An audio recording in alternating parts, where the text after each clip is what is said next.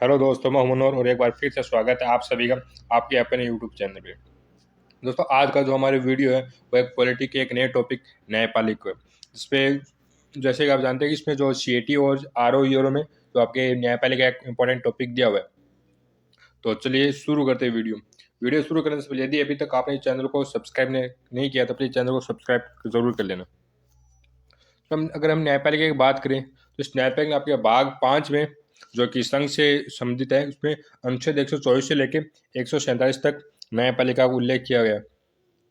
वहीं इस न्यायपालिका की जो स्थापना है वो 1773 में रेगुलेट एक्ट के तहत सुप्रीम कोर्ट की स्थापना की गई, जिसका दायरा केवल कलकत्ता तक ही सीमित था। यानी जो वो 1773 में जो अपन सुप्रीम कोर्ट की स्थापना की, उसको सिर्फ कलकत्ता में सुनवाई करने का अधिकार था। वहीं अगर हम सभी आज़ादी के समय लगभग देश में 11 प्रांत है, उन सभी में उच्च न्यायालय की स्थापना उच्च न्यायालय थे उनकी। अगर भारतीय उच्च न्यायालय के मामले में ब्रिटेन स्थित पीवी काउंसिल निकाय में होती है, जो सर्वोच्च न्यायालय की नियुक्ति। यानी अब जो भी भारत में जो सुप्रीम कोर्ट थी उसके निर्णय के खिलाफ कहीं पर आपको अपील करनी थी तो ब्रिटेन में के वो स्थित पीवी काउंसिल निकाय में होती थी, जो कि सर्वोच्च अपीलीय न्यायालय था। अगर हम इससे जो न्यायपालिक सुप्रीम कोर्ट की स्थापना की बात करें तो जो भारत सरकार अधिनियम 1935 के तहत इसकी स्थापना 1 अक्टूबर 1937 में फेडरल कोर्ट की स्थापना हुई थी, जिससे पहले फेडरल कोर्ट का नाम दिया गया था। जो ये राज्य तथा राज्य केंद्र मध्य के विवादों को निपटारा करता था। जो भी राज्य है सेंट्रल गवर्नमेंट की भी जो भी इश्यू था उसके ऊपर इसके जो निपटारा विवादों को निपटारा करता था। उच्चतम न्यायालय तथा उच्च न्यायालय को सम्मिलित रूप से उच्चतम न्यायालय कहा जाता है। लेकिन जो हाई कोर्ट और जो सुप्रीम कोर्ट को मिला के उनको उच्चतम न्यायालय कहा जाता है। भारतीय न्यायपालिका के 3 स्तर पाए जाते हैं, जिसमें सबसे पहले जो उच्चतम न्यायालय जो सुप्रीम कोर्ट, फिर उच्च न्यायालय जो हाई कोर्ट और फिर जिला या सत्र न्यायालय। ये भारतीय न्यायपालिका जो न्यायपालिका के 3 स्तर दिए बताए गए। अगर हम इसमें तो न्यायपालिका के जो संबंधित इम्पोर्टेंट आर्टिकल है उनकी बात करें तो इसमें अनुच्छेद 124 में बताया गया कि एक उच्चतम न्यायालय होगा जिसमें 1+7 न्यायाधीश होंगे, यानी एक मुख्य न्यायाधीश होगा और 7 अन्य न्यायाधीश होगा।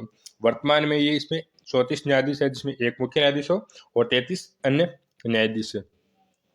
तो राष्ट्रपति उच्चतम न्यायालय के न्यायाधीश को नियुक्ति करता है, इसके लिए वो भारत के मुख्य न्यायाधीश से परामर्श करता है। यानी जो भी हाईकोर्ट के जो सुप्रीम कोर्ट के जो उच्चतम न्यायालय या फिर जो न्यायाधीश नियुक्त होंगे और उनकी नियुक्ति राष्ट्रपति द्वारा की जाती है।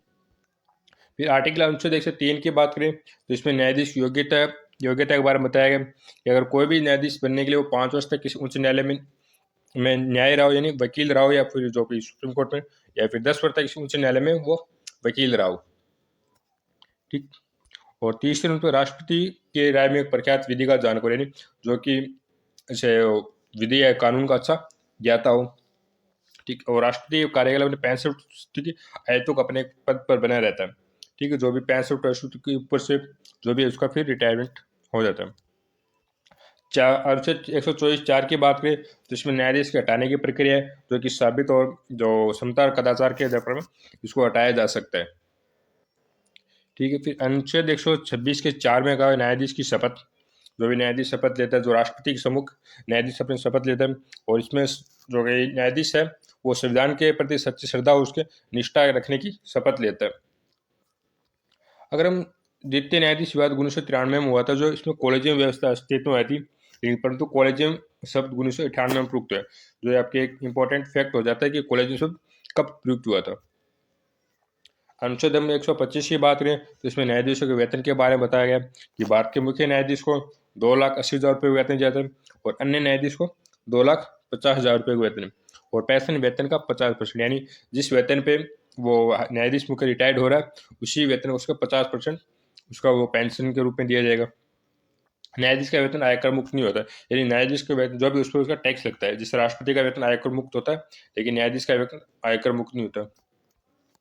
अनुच्छेद 126 में कहा गया कार्यकारी मुख्य न्यायाधीश की नियुक्ति, यानी अगर किसी जो भी कोई न्यायाधीश या फिर काम हो या फिर कोई मुख्य न्यायाधीश पर कार्य नहीं कर पा रहा किसी बीमार या किसी अन्य कारण से, तो उसमें कार्यकारी न्यायाधीश की नियुक्ति के बारे में बताया गया 127 में तदत न्यायाधीश की नियुक्ति, यानी किसी काम की वजह से या फिर काम की लोड की वजह से कुछ अन्य न्यायाधीश की नियुक्ति की जाती है उसमें वो तदर्थ न्यायाधीश में आते हैं। इनकी उच्चतम न्यायालय के न्यायाधीश बनने की योग्यता रखने वाले तदर्थ न्यायाधीश नियुक्त किए जाते हैं। जो कि सुप्रीम कोर्ट का जो कि न्यायाधीश बनने की योग्यता रखते हैं वही उन्हीं को तदर्थ न्यायाधीश के रूप में नियुक्त किया जाएगा। 128 में कहा सेवानिवृत्त न्यायाधीश नियुक्ति, इसके पास जो सेवन रिटायर्ड हो चुके उनकी नियुक्ति की इसके बारे में कहा गया। उच्चतम न्यायालय के न्यायाधीश के समान उसके पास शक्तियां होती, लेकिन उच्चतम न्यायालय के न्यायाधीश का पदनाम का प्रयोग नहीं किया जाता, यानी उसके पास जो भी पावर होगी वो सुप्रीम कोर्ट के जज के समान उसके पास उसकी शक्तियां होगी। इसका अधिकतम कार्यकाल 2 वर्ष होते हैं, 2 वर्ष तक अधिकतम ये इस सेवा दे सकता है अपनी सुप्रीम कोर्ट में। अनुच्छेद 1 में 129 में क्या है, उच्चतम न्यायालय अभिलेख मतलब जहाँ भी जो सुप्रीम कोर्ट द्वारा जो भी निर्णय दिया वो सभी जगह साक्षी रूप से स्वीकार्य, यानी भारत की किसी भी जगह पे जो भी सुप्रीम कोर्ट का निर्णय दिया है उसको स्वीकारा जाएगा। ठीक, आर्टिकल 100 जो आपकी 130 में क्या है, उच्चतम न्यायालय का स्थान भारत का मुख्य न्यायाधीश जो कि सुप्रीम कोर्ट के लिए एक मुख्य न्यायालय का स्थान होगा, जो कि अभी भारत जो दिल्ली में। ठीक, और राष्ट्रपति पूर्व अनुमति से उच्चतम न्यायालय पीठ को अन्य स्थान निर्धारण कर सकता है, यानी किसी राष्ट्रपति अनुमति लेके से कुछ किसी सुप्रीम कोर्ट को अन्य पीठ को दूसरी जगह पे इसके लिए पीठ की स्थापना कर सकता है, उसका निर्धारण कर सकता है। अनुच्छेद 130 क्या में क्या है, उच्चतम न्यायालय के क्षेत्रीय न्यायपीठ की स्थापना संविधान में संशोधन, यानी आप किसी भी जो उच्च न्यायालय या सुप्रीम कोर्ट को दूसरी जगह को इसकी पीठ स्थापित करने उसके लिए आपको संविधान में संशोधन करने की आवश्यकता नहीं है, राष्ट्रपति की अनुमति से यह किया जा सकता है। तो ठीक है, अगला जो कि अभी हालांकि मैंने जो 130 से 147 जो कि आपके 10 आर्टिकल बाकी 17 आर्टिकल बाकी रहेंगे वो अगले वीडियो में करेंगे। तो इस वीडियो में से फिर ज़्यादा वीडियो लंबा होने से शॉर्ट वीडियो आप जल्दी देख पाते हो और उसकी चीज़ें नोट्स इजीली बन जाते हैं। तो अगले वीडियो में हम इसको बाकी एक आर्टिकल कवर कर लेंगे। तो प्लीज़ अगर वीडियो आपको ये पसंद आया तो प्लीज़ चैनल को सब्सक्राइब कर लेना और अपने दोस्तों के साथ शेयर भी करना। धन्यवाद।